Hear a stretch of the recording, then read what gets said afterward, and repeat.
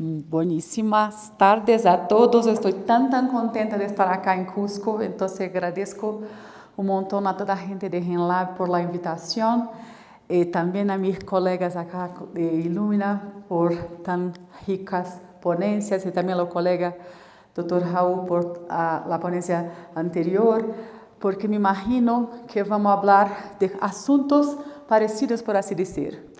AMP-Seq es una tecnología desarrollada por LGC, mas les comento que no es la primera alternativa que hicimos nosotros para tratar de armar, ¿cómo voy a decir? No es la primera alternativa que tuvimos nosotros para hacer estudios con una gama grande de SNPs por secuenciación. Les comento muy brevemente un poquito de LGC. LGC es una empresa inglesa. Tenemos ahí un montón de oficinas en el mundo. Acá en Latinoamérica reportamos todos a una oficina que está en Estados Unidos, mientras yo y Fabio estemos en Brasil. Por exactamente que estamos acá, quería poder volver un poquito y hablar un poco de todo que hicimos. Y acá, hablando un poquito de tiempo, empezamos entonces las primeras abordajes que cuando hablábamos de tratar de ver o que teníamos fenotípicamente y tratar de hacer un match con que víamos en genoma, eran primero los microsatélites, después os RAPDs, RFLPs, y ahí estábamos hablando de breeding convencional. E acá estamos falando por aí de 1980, algo por assim. Depois, cambiamos então ao advento de PCR, e aí temos CASP, que é uma tecnologia proprietária da LGC, onde usamos 3 celadores, e aí temos também TACMAN, e aí empieza todo o que é melhoramento assistido acá. E finalmente, agora onde estamos, empezamos sí con los SNP arrays, y ahí estamos tratando de tener evaluación de masivas cantidades de SNPs, bastante variabilidad, y con advento de secuenciación masiva vamos a tratar también de hacer genotipificación por secuenciación y también los genomas, y como mencionaba Fernando, a veces haciendo mucho más grande profundidad, a veces mucho menos profundidad. Y muy recientemente, exacto por los temas de que tenemos hoy día de poder hacer una secuenciación masiva, tenemos todos los tipos que son de ultra high throughput, mas también de selección genómica, y ahí tenemos métodos mucho más eficaces donde se encuadran los AMP-Seq, que es Target GBS, y también todo lo que es edición génica. Y quizá en futuro seguiremos entonces con todo lo que es de selección genómica, los target GBS, con todo lo que es inteligencia artificial, apoyándonos y ayudándonos a hacer las mejores escojas y quizá también machine learning. Acá es solo un ejemplo y también una comparación de cómo hacíamos en pasado la selección asistida por marcadores y hoy día cómo se hace selección genómica. Acá empezábamos, como nos mencionaba el doctor Raúl, haciendo mucho más una observación de los fenotipos y tratando de relacionarlos a regiones específicas en el genoma. Las poblaciones en esta época eran mucho más grandes, yo diría que eran como 2 o 3 veces más grandes do que hoy día se hacen por selección genómica. Estaríamos ahí hablando de 2.000 o 3.000 marcadores por vez. Y hoy que hacemos es exacto porque es posible hacer secuenciación, determinamos entonces los genotipos que nos interesan y exacto por las estimativas de ganho genético, elegimos los individuos que queremos nosotros y cuando vamos al final tenemos poblaciones mucho más cercanas de lo que queríamos en principio. Entonces, hoy día, en final, tenemos éxito en las dos maneras, mas acá de forma mucho más directa, mucho más directiva. Y es exacto un poco lo que estamos preparándonos hoy día para ter muito mais êxito nessas aplicações que são de genotipificação. Há que seguramente considerar o tamanho de genoma, seguramente a ploidia. Então, temos maíz, com uma cópia temos trigo com múltiplas cópias, e assim cana-de-açúcar, como acá se foi mencionada. Outras coisas que também são muito importantes, há ou não há genoma de referência? Como são herdados os tratos? Então, são hermanos em F1, em F2, como estamos aí? Como é a estrutura populacional? E também, seguramente, se há a disponibilidade da informação fenotípica. Para tudo o que hacemos nós, e é por isso que quando desenvolvemos a PSIC, consideramos todas essas coisas. Então, para a PSIC é possível fazer, seguramente, muitíssimos marcadores, seja desde painéis chicos, desde 50 marcadores, até muito mais que 5.000. É possível trabalhar com organismos poliploides, porque tu podes posicionar exato, designando SNPs específicos para cada uma das cópias que tem em genoma. É possível, se tu não tenhas perfeitamente o genoma disponível, que possas elegir onde vas designar. Então, estamos exatos, nos preparamos para viver isto, que é poder analisar muitas marcas por vez. Acá, de mais uma maneira, exato, como hacíamos em passado, as populações de treinamento, e hoje em dia, como tratamos de fazer mais fácil acá, quais são as claves disto, e aí estamos falando que essa seleção baseada nos ganhos genéticos, como teremos mais taxas ou mais altas taxas de ganância genética, como reduzir a duração de ciclo, como aumentar a intensidade da seleção e também compreender como são os riscos complexos. E, seguramente, também a incorporar os dados históricos. Então, o que estamos hoje em dia vivendo é exato essa revolução, que é passar de como hacíamos em passado a isto que é o caminho que vamos tomar agora por futuro. E, ultimamente, nisto, garantizar que estamos não só recobrando a informação de maneira muito mais sencilla do que temos em mãos hoje, mas seguramente tratando de garantizar que temos maior precisão das químicas e maior simplicidade nas aplicações futuras. Então, considerando tudo o que podemos usar com as informações que temos das plantas em campo, com tudo que temos, sobretudo de los dados que, se em passado era cuello de botella, hoje em dia não são mais, com toda a capacidade da sequenciação de tudo que temos. Com isso tudo que falei, o que hoje em dia tratamos de ter é exato, tratar de, com uma população no mundo cada dia mais grande e com todos os cambios climáticos que temos nós, o que tentamos de tratar de fazer é colocar toda esta tecnologia muito mais disponível a los criadores mais chicos, não só a los grandotes. Então, abrir a possibilidade de genética a pequenos criadores, ter precisão na seleção, adaptar mais fortemente, mais sumamente a los cambios climáticos e seguramente ter aí todo que é tanto a aplicação da epigenética com os âmbitos que não são ambientales e também na biologia quantitativa.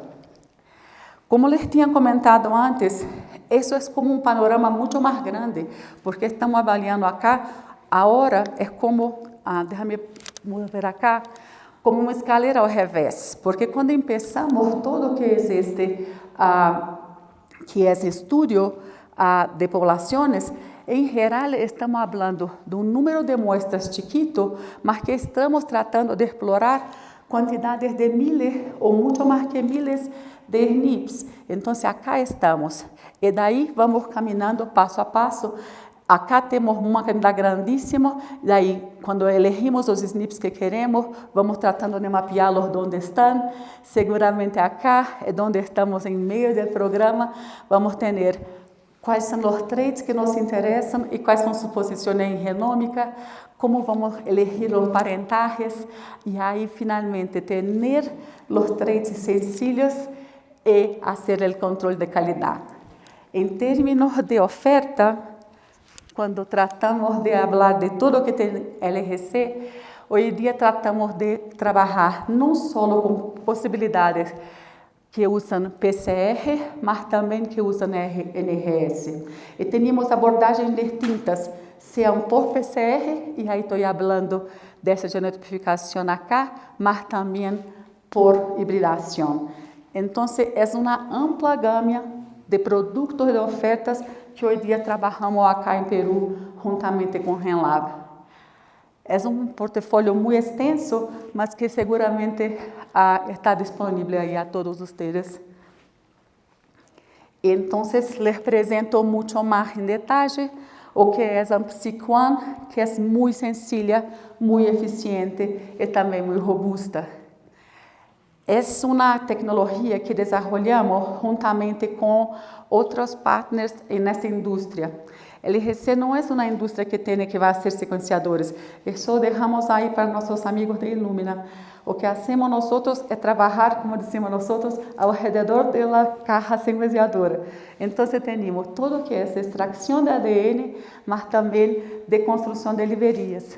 E aí, o que hacemos é tratar de tornar isto o mais flexível possível.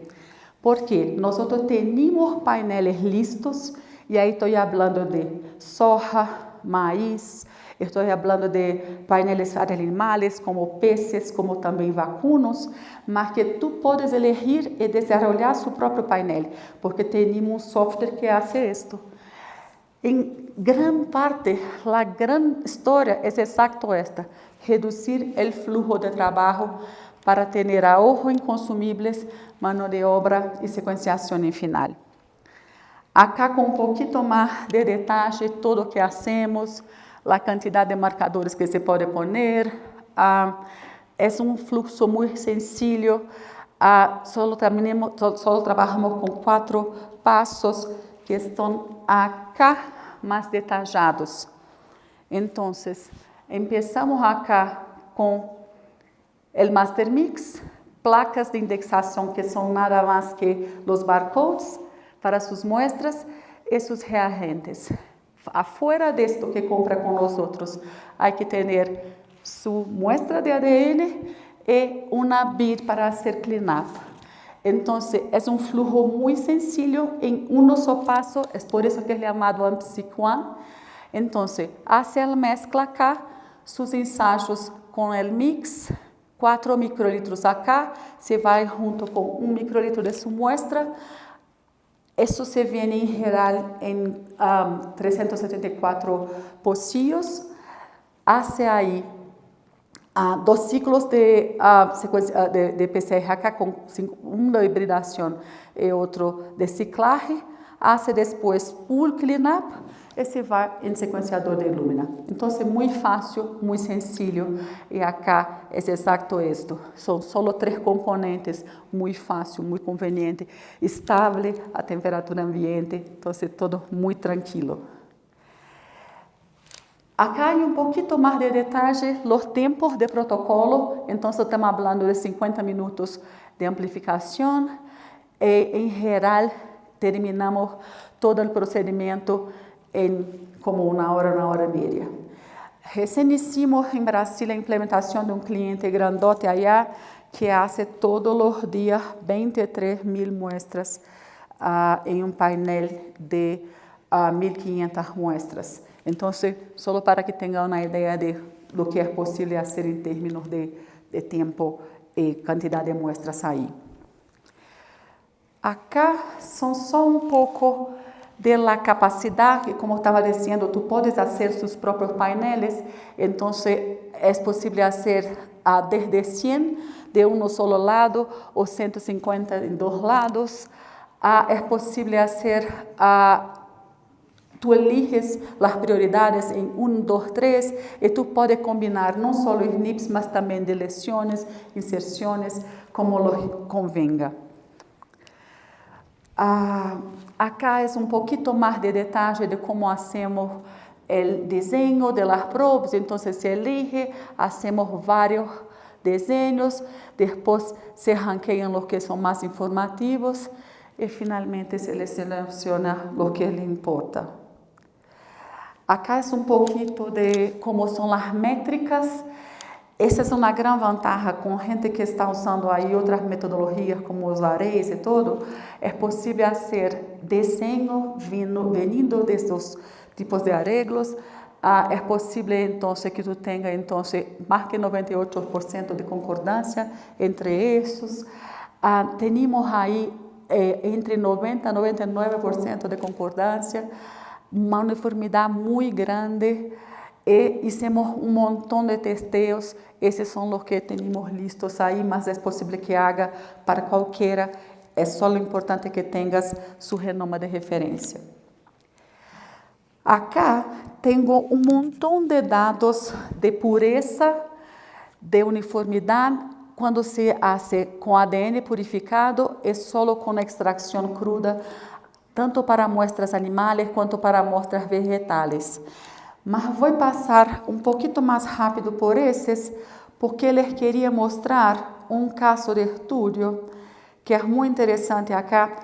Acá só que há um programa que se hace la llamada de los SNPs, é chamado BioSearch Color, é muito fácil, tu lo alimenta com o que é mais importante para ti. Acá é um resumo da tecnologia. A primeira coisa que hace é fazer o desenho de painel. Então, estamos falando de etapa de desenvolvimento. Depois, hacemos validação. Acá enviamos o kit para fazer a validação em seu laboratório e depois se faz a implementação. Muito rápido. Mas o que les quero dizer é exato um pouco deste caso de estudo a respeito de ganado vacuno. É um caso que estamos agora implementando não só em Brasil, mas também no Uruguai. O que estávamos dizendo acá é que quando tu tens ADN e os SNPs, é possível fazer várias coisas. Hoje nós vamos enfocar nisto que é parentagem e também trait testing, mas mais enfocado ainda nisto que é os trait testing. Como les comentei, ele está haciendo esto hace un montón. Entonces, en pasado no hacíamos por AMPSIC, hacíamos por CASP. Entonces, tendríamos, como comentaba Raúl antes, un painel mucho más gigante, porque hacíamos por arreglos 800.000 SNPs. De esos 800.000 SNPs, seleccionamos 6.000 SNPs y pasamos esos 6.000 SNPs en 3.000 cabezas. E deste dado, tomamos aí como 40 marcadores que nos eram interessantes, sim? Desses 40, selecionamos 6, porque esse era um estudo conduzido em Brasília, na Argentina e no Uruguai, mas enfocado em mercado americano. E isso era para eles o que mais les interessava. E então, hicimos, depois de selecionar esses 6, 2 deles, Marbling, que é a quantidade de grasa intersticial, e também o ganho diário de peso em 9 alimentadores, e aí tratamos de validá-lo em mais de que 21.000 cabeças. Acá, muito rapidamente, solamente para mencionar um pouco de que Estados Unidos é o produtor mais grande de carne. Em seguida vem Brasil, mas o que les queria comentar acá é que acá são os produtores e acá são os exportadores. Brasil é um exportador muito mais grande de todo isto. Mas há uma diferença grandíssima acá. Quando tu fez acá, a quantidade produzida em Estados Unidos é mais grande do que a produzida em Brasil. Quando tu vês, o rebanho que estamos tratando allá é muito mais grande e a quantidade de cabeças também. ¿Ves aí? O que diz isto a nós? Que a maneira como se produzem em Estados Unidos e em Brasil são distintas. Eu não sei como é a produção acá em Peru, mas o que passa é que em Estados Unidos a grande maioria é tratada em los feedlots, em las alimentadoras. em Brasil, a grande maioria é alimentada, como vou dizer, nas pastagens, em tudo isso, sabe? Mas o que é importante acá? Se encontramos os que são alimentados em las alimentadoras, o que hicimos é que eles tratam de poner aí em esses corrales distintos animais, às vezes 50, às vezes 75. E o que estamos tratando nós de fazer com esse estudo é poner as mais parecidas juntas.